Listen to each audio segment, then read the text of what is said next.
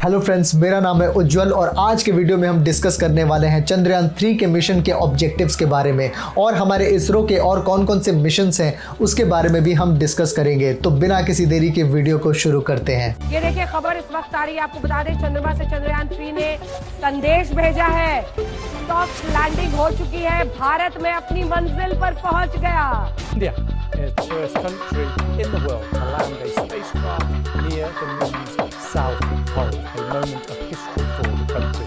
It was a tense final 6 minutes as it descended onto the lunar surface.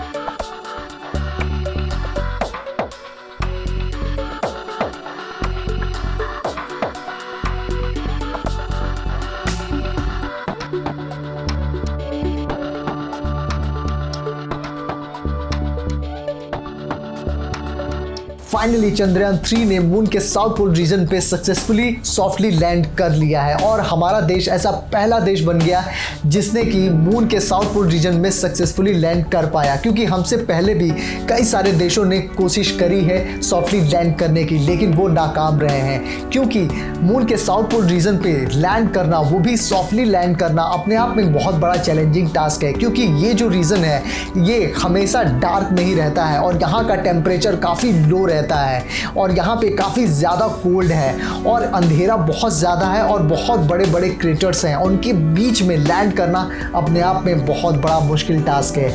यहाँ पे सन की light पहुँच ही नहीं पाती और यहाँ परमानेंटली डार्क रहता है, जिसकी वजह से यहाँ पे लैंड करना बहुत ज़्यादा मुश्किल रहा है हर किसी के लिए। 2019 अप्रैल में इजराइल का बैराशिट ने भी मून के साउथ पोल पे उतरने की कोशिश करी थी, बट वो क्रैश कर गया। देन अगस्त 2023 में भी रशिया का लूना 25 का भी एम था मून के साउथ पोल रीजन पे लैंड करना, बट वो भी क्रैश कर गया, जिसका बजट लगभग 200 मिलियन यूएस डॉलर था। लेकिन इंडिया ने साउथ पोल पे सॉफ्ट लैंडिंग करके हिस्ट्री क्रिएट कर दी, जिसका बजट सिर्फ 615 करोड़ ही था।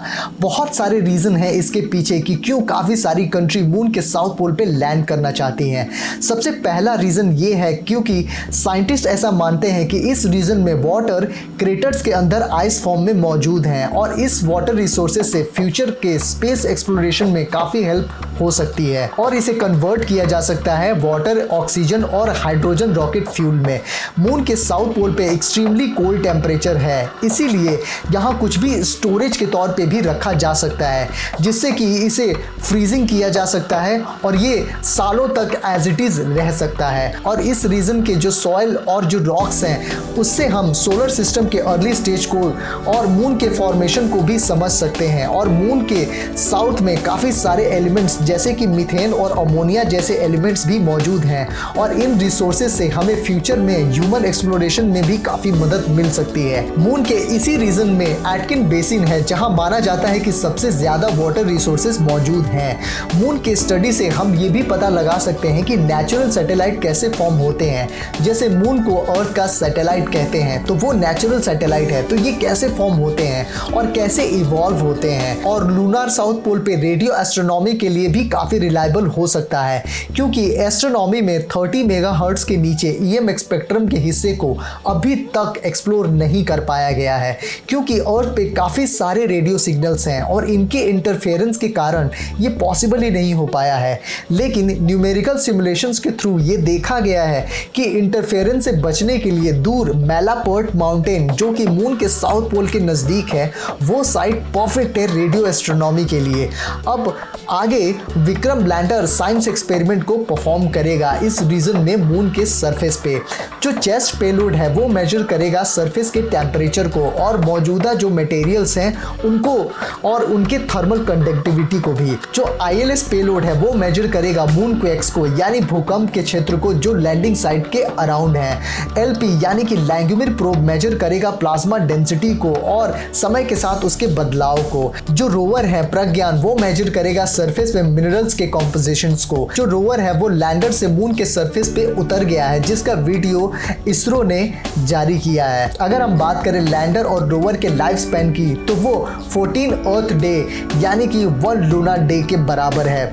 अगर हम चंद्रयान 3 के बाद अगर इसरो के नेक्स्ट प्रोजेक्ट की बात करें, तो उसका जो सबसे बड़ा प्रोजेक्ट है वो है आदित्य L1, जिसे जिसे 2023 सितंबर में ही लॉन्च किया जाएगा PSLV polar satellite launch vehicle की हेल्प से। आदित्य L1 इंडिया का पहला ऐसा स्पेस मिशन होगा जो सन के स्टडी के लिए लॉन्च किया जाएगा, जिसे धरती से 1.5 मिलियन किलोमीटर यानी दूर हॉलो ऑर्बिट के अराउंड L1 यानी लैंग रेंज के नजदीक भेजा जाएगा। आदित्य L1 का एम है सबसे बड़ी सोलर मिस्ट्री को सॉल्व करना, यानी कोरोना हीटिंग प्रॉब्लम। मतलब कि जो सन का सरफेस है उसका टेम्परेचर 5900 डिग्री सेल्सियस है और कोरोना यानी कि जो एटमॉस्फेयर है, जो सन का अपर एरिया है, वो मिलियंस ऑफ डिग्री सेल्सियस है।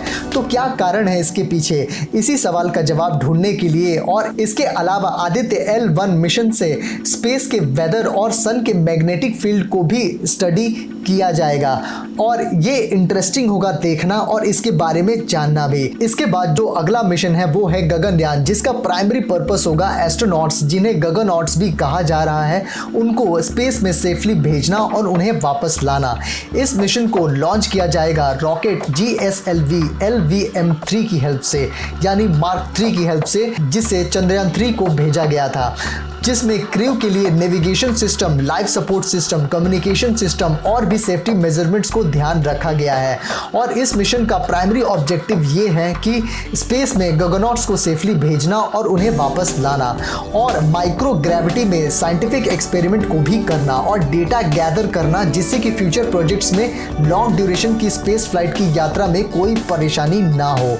और इसके बाद मंगलयान 2, जिसे MOM-2 के नाम से भी जाना जाता है, मार्स ऑर्बिटर मिशन। मंगलयान के सफलता के बाद मार्स के एटमॉस्फेयर, सरफेस और प्रेजेंस ऑफ वाटर के और उसके चेंजिंग बिहेवियर के बारे में और डीप स्टडी करने के लिए मंगलयान 2 को भेजा जा रहा है।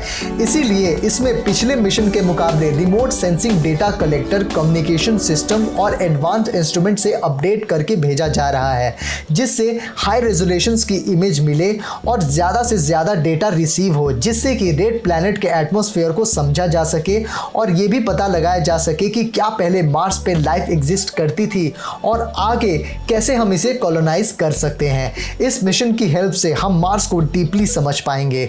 इसके बाद इसरो का जो अगला जो मिशन है वो है space docking experiment.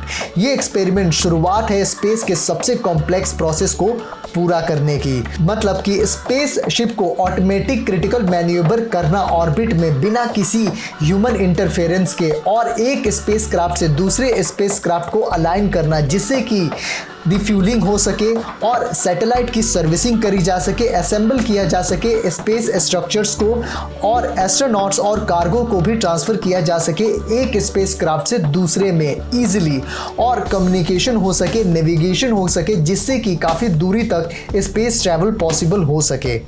Next mission है निसार मिशन, जिसका मतलब है NASA ISRO synthetic aperture radar mission. इसके नाम से ही पता चलता है कि ये नासा और इसरो का कोलैबोरेशन मिशन है, जिसमें कि SAR synthetic aperture radar technology ये मिशन का हार्ट है, जिसमें माइक्रोवेव सिग्नल्स को यूज करके अर्थ की सरफेस की हाई रेजोल्यूशन इमेज लिया जाएगा, जिससे कि सरफेस के डिफॉर्मेशन यानी भूस्खलन और एनवायरनमेंट के अचानक बदलाव को भी स्टडी करेंगे। देन निसार मिशन में 2 रडार फ्रीक्वेंसी L बैंड जिसका वेवलेंथ 24 सेंटीमीटर के करीब होता है और S बैंड जिसका वेवलेंथ 3.5 सेंटीमीटर के करीब होता है, इसको यूज करके सरफेस के कैरेक्टरिस्टिक को समझना और जिससे कि अलग अलग इलाकों और विभिन्न घटनाओं को अध्ययन किया जा सके। देन इंटरफेरोमेट्रिक मेजरमेंट यूज करके इनसार इंटरफेरोमेट्रिक सिंथेटिक अपर्चर रडार की हेल्प से ग्राउंड को और उनके शिफ्ट के जियोलॉजिकल इवेंट्स को भी study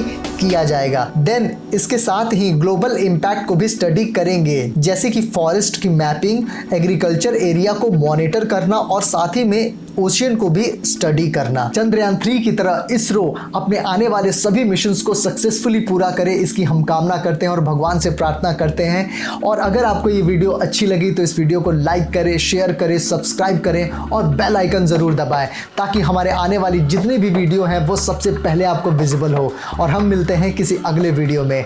this is Ujjwal Akash signing out until we meet again.